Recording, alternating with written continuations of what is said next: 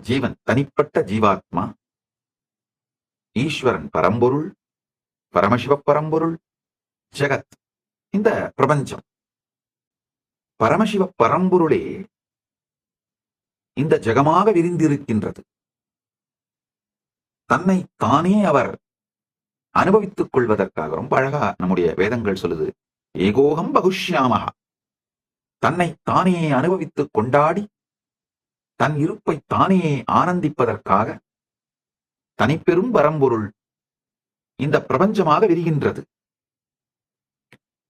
ஜீவன் எப்பொழுது இந்த பிரபஞ்சத்தை பரம்பொருளிடமிருந்து வேறானதாக காண்கின்றானோ அப்பொழுது அவனுடைய காணுகின்ற தன்மைதான் மாயையே தவிர